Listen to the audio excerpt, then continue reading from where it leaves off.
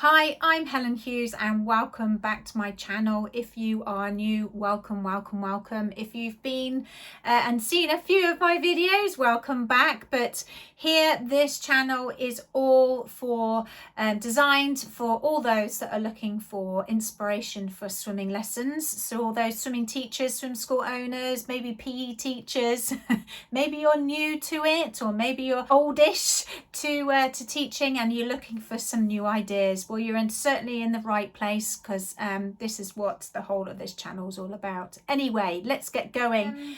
In a couple of days, in October 3rd, it is World Mental Health Day.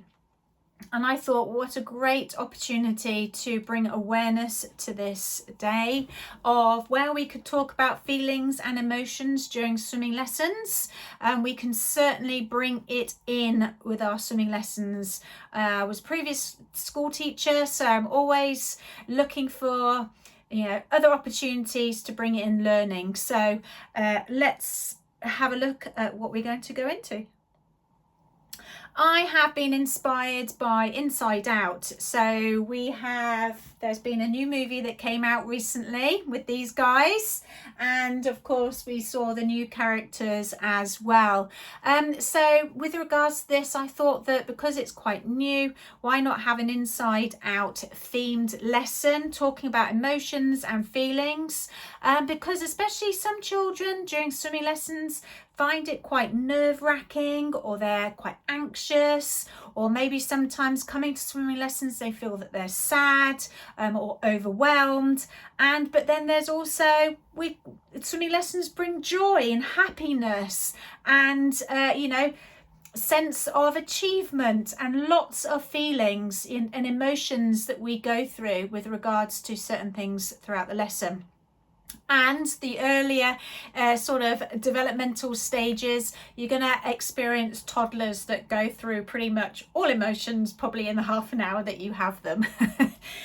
So I have on my website, I am the person to go to for inspiration and ideas for games and activities to incorporate in your swimming lessons.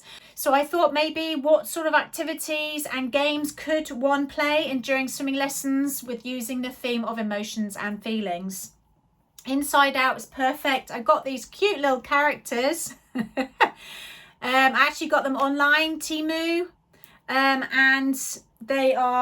I think they are a little bit scary in the sense that they're not 100% right. But anyway, they do the job So on my website, I have a different, so I have bundles of themes on there.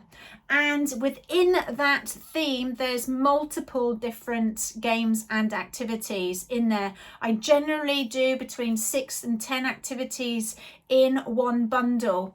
Very inexpensive and very affordable for swimming teachers, and I add in a lot of resources so that you don't have to spend ages, because we're very time poor with regards to because we're teaching all the time. But then also we want to be able to provide such a fun and engaging swimming lesson. So knowing that, I've done all that hard work for you of where I've produced everything that you need. All you'll need is a laminating machine, some craft foam, and some cards, pretty much.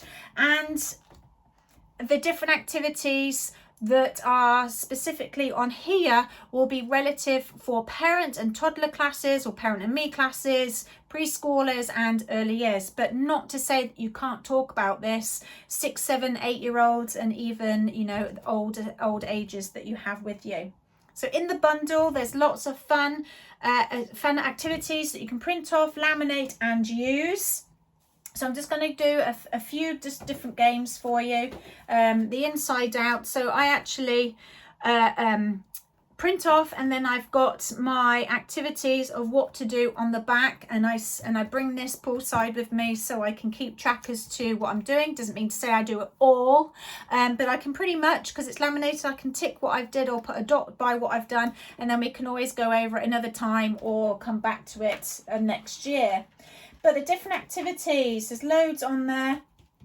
And I'm just going to go for a couple of where You can have these little cards out, like again, it's all on there, you can print them off, and they're doing a matching game.